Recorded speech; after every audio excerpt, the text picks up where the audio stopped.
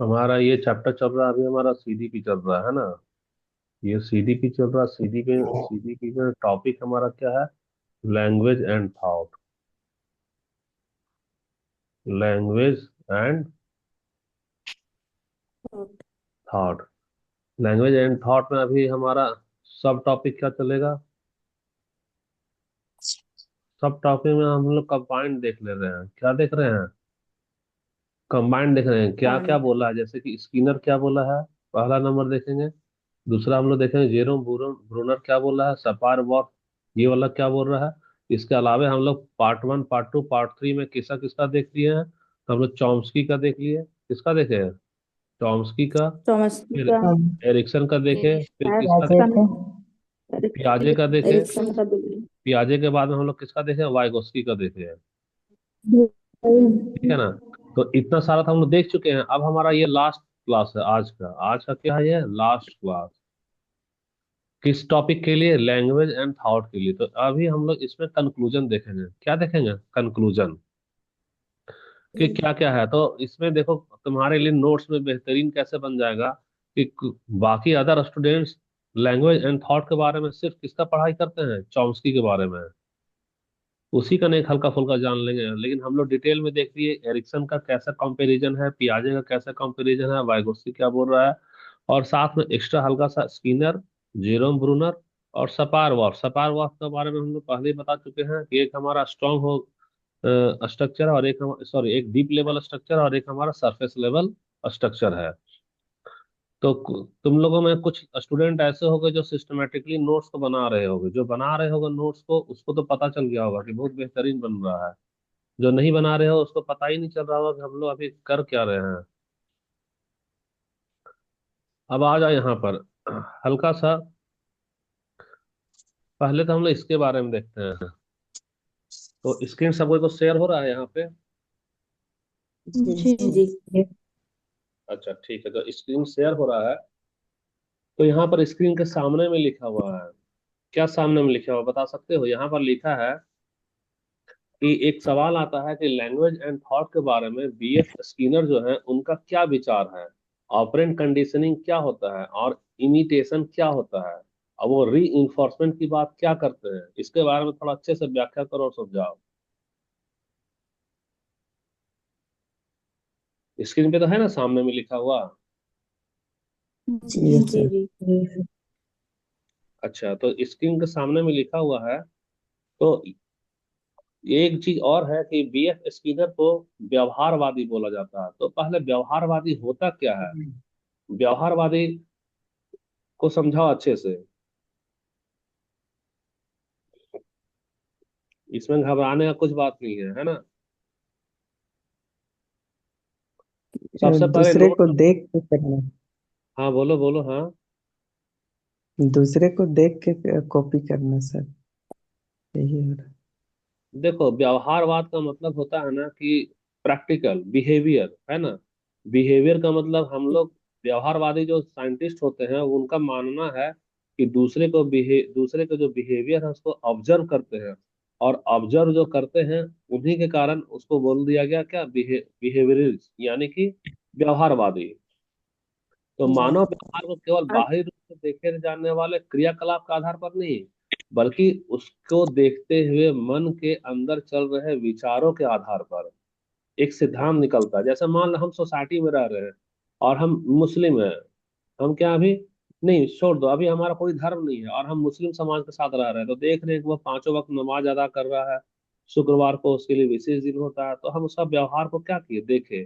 व्यवहार को देखे, फिर मेरे अंदर में एक विचार का जन्म हुआ, विचार का जन्म हुआ। फिर हम भी पांचों वक्त का नमाज अदा करने लगे, क्योंकि हमारा कोई खास धर्म उस समय में नहीं था। तो तो व्यवहारवादी क्या होता है कि मन में आता है, विचार आता है, भावना आता है। वो सारा का सारा जो है कैसे आ रहा है, जब तक कि हम लोग किसी दूसरे का बिहेवियर को देख नहीं रहे हैं।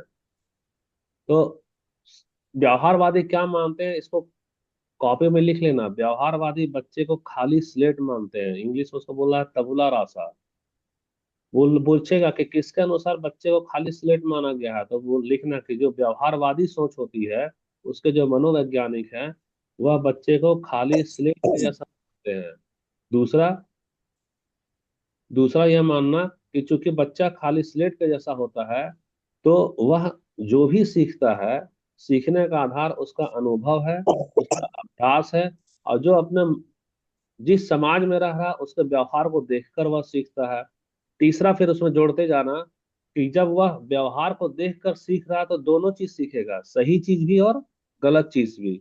जैसे कि हम लोग प्रणाम भी कर सीखते हैं, और बच्चा को देखो तो वह गाली देना भी सीखता है। तो जब प्रणाम करते हैं तो हमको बड़ों से क्या मिलता है? आशीर्वाद मिलता है। और कोई बच्चा जब गाली देता है तो उसको मैडम क्या लगाती है? चांटा लगाती है। तो आशीर्वाद यहाँ पुरस्कार के रूप में है, और गाली देने से जो दंड मिलता है वो हमारा क्या है? पनिशमेंट के जैसा। तो समझाते जा रहे हैं तुम लोगों को किसका? BF Skinner. तो बीएफ स्किनर कौन से मनोवैज्ञानिक हैं? तो व्यवहारवादी हैं। कौन सा है बताना?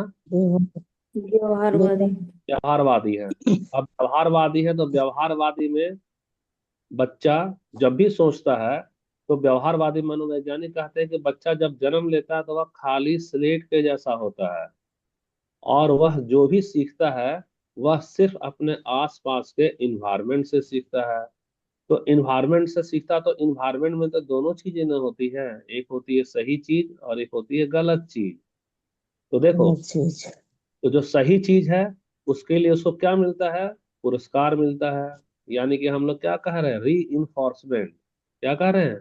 री इन्फोर्समेंट। और जो गलत चीज सीखता है उसके लिए हम लोग क्या देते हैं? दंड, यानी कि पनिशमेंट। तो तुमको अभी हम हल्का फुल्का ही परिचय दे रहे हैं, जिसमें ये वाला लाइन तुम्हारा क्लियर हो गया। री इन्फोर्समेंट क्लियर हो गया ना? जी। अच्छा, बीएफ स्किनर कैसे मनोवैज्ञानिक है? तो यह व्यवहारवादी है। व्यवहारवादी में क्या होता है? बच्चा व्यवहार। खाली स्लेट के जैसा होता है। अच्छा, अब यहाँ ही पर एक वर्ड देखो, कॉपी में लिखते जाना क्योंकि पीपीटी नहीं दे रहे हैं, है ना, समय बचाना भी है। अब यहाँ पर लिखना कि जो भी व्यवहारवादी होते हैं ना, उसमें दो चीजें कॉमन रहेगी। पहला होगा स्टिमुलस, दूसरा होगा रिस्पॉन्स। अब स्टिमुलस क्या होता है? जैसे कि हम गुड मॉर्निंग लिखे, जैसे गुड मॉर्निंग लिखे तुम्हारे मन में घंटी बज गई होगी, अरे लगता है सर जाग गए हैं।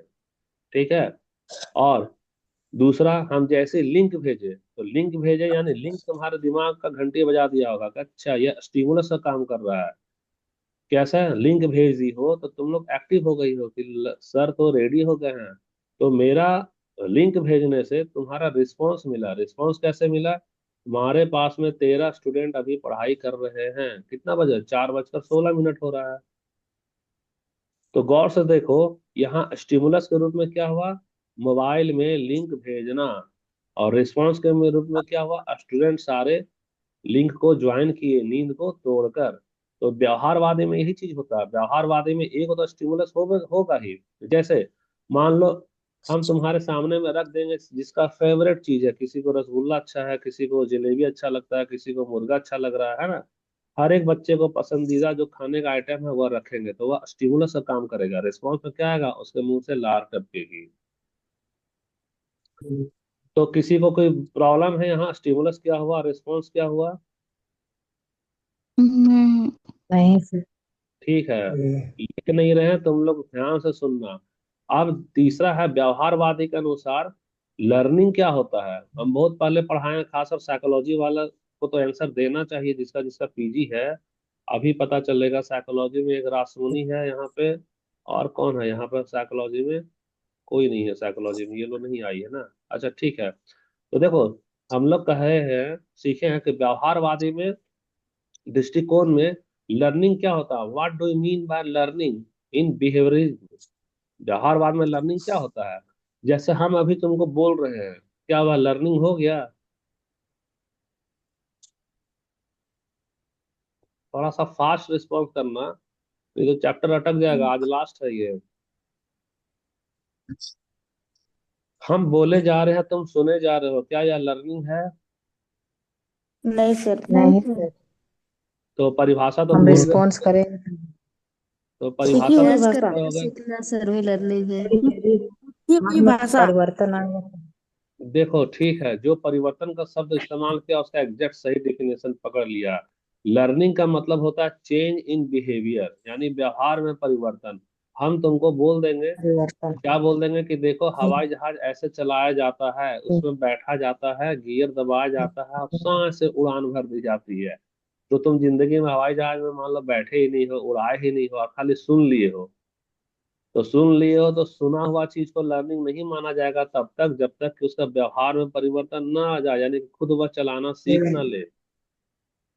जैसे हम बोल रहे हैं कि तुम लोग नोट्स बनाओ, नोट्स बनाओ, और क्या बनाओ, नोट्स बनाओ, सुन तो सारे लोग रहे हो, स्क्रीनशॉट तो सारे ले रहे हो, लेकिन व्यवहार में जिसका परिवर्तन नहीं हुआ है, यानी खाली स्क्रीनशॉट लेके छोड़ रहे हो, वह लर्निंग नहीं कहलाएगा। लर्निंग का मतलब व्यवहार में परिवर्तन, यानी वास्तव में स्क्रीनशॉट लिया, कॉपी में उतारा, और हर एक दिन का जो काम था हमारा टू द पॉइंट टॉपिक को उसको लिख लिख के भेजता गया, तो ये परिवर्तन न हुआ, तो परिवर्तन हुआ तो ये हुआ तुम्हारा लर्निंग। तीसरा, जैसे मान लो कि हम थोड़ा सा देखें कि अनुप्रिया 2 ही 3 दिन से जुड़ी है, लेकिन एग्जैक्ट टाइम पे जुड़ गई है।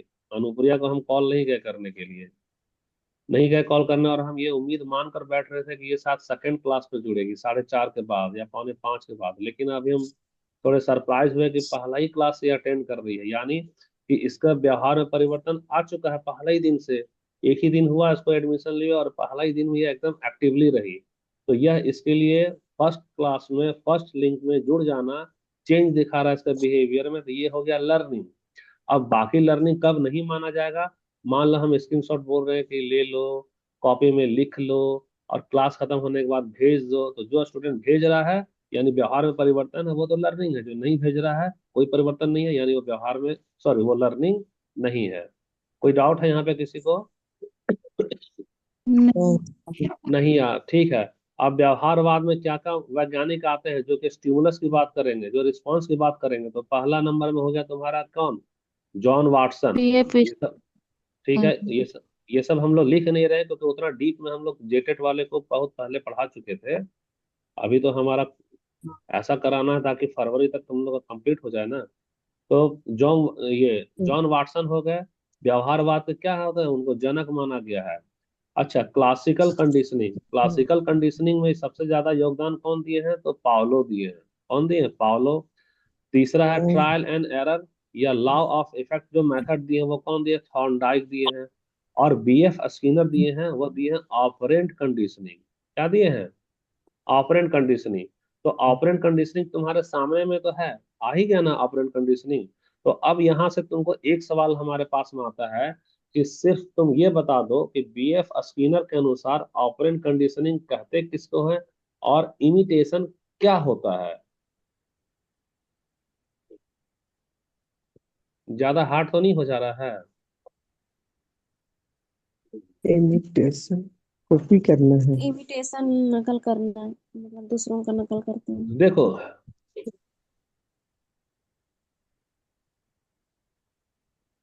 देखो सबसे पहले ऑपरेंट कंडीशनिंग को समझते हैं कि ऑपरेंट कंडीशनिंग क्या होता है ना। ऑपरेंट कंडीशनिंग का मतलब है कि कोई भी व्यक्ति स्वेच्छा से कोई व्यवहार कर रहा है। किससे, स्वेच्छा से कर रहा है। तो स्वेच्छा से कर रहा है, और उस व्यवहार के बाद जो परिणाम मिल रहा है उसको, वही तय करता है कि वह व्यवहार दोहराया जाएगा कि नहीं दोहराया जाएगा। जैसे कि थोड़ा सा हम एक उदाहरण दे रहे हैं ना।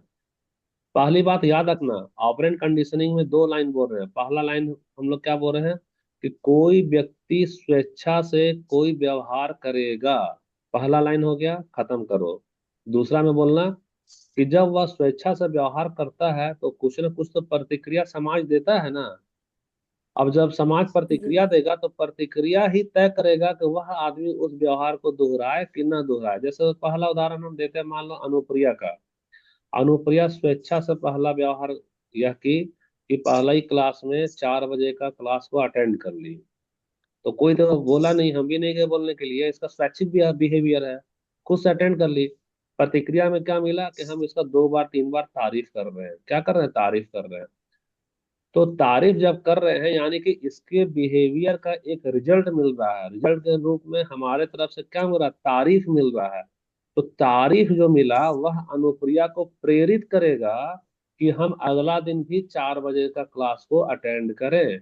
यानी मेरा तारीफ इसको प्रेरित कर रहा है कि इसके द्वारा किया गया व्यवहार को वह दोबारा क्या करेगी, दोहराएगी। समझ में आ रहा है? जी। अच्छा चलो, ठीक है। हम जैसे कि अब पहला बात, स्वेच्छा से व्यवहार, मान लो कि हम भेजे हैं, कल कितना क्वेश्चन भेजे थे, 150 क्वेश्चन भेजे थे। तो तुम्हारी बीच में कोई स्टूडेंट भेजा है रिस्पॉन्स और कई स्टूडेंट नहीं भेजा है, जैसे सायंद्र भगत भेजा ही नहीं है। नहीं ना भेजो सायंद्र भगत। हम्म, अरे हाँ या ना, जल्दी बोलो, खाली टाइम वेस्ट नहीं करना है ना। नहीं नहीं भेजा। हाँ नहीं नहीं भेजो, भेजा। ठीक है। तो देखो, पहली बात है कि यहाँ अटेंडेंस भी काउंट होता है और होमवर्क का स्टेटस भी काउंट होता है ना। तो होमवर्क का स्टेटस काउंट होता है, अटेंडेंस काउंट होता है। नहीं भेज रहे हो तो हम तुमको, मान लो सभी के बीच में थोड़ा सा क्या कर रहे हैं, इंसल्ट कर रहे हैं कि क्यों नहीं भेजे हो साहेंद्र। क्या समझ लिए हो, मजाक समझ लिए हो, फेल करना है क्या। तुमको तो भेजना ही होगा। क्यों भेजना होगा, क्योंकि तुमको हर हाल में क्या करना है, पास करना है। अब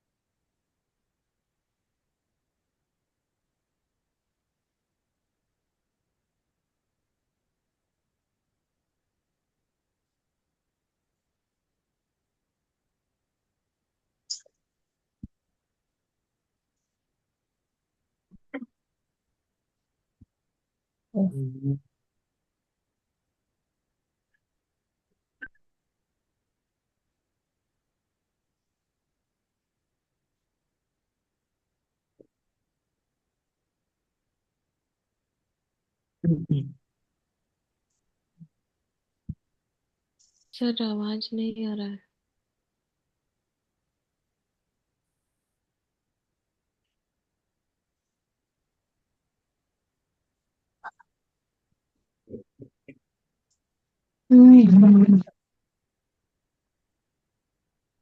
अच्छा, आपका आवाज। भूल गए कि टॉपिक क्या बोले थे हम लोग। एक मिनट।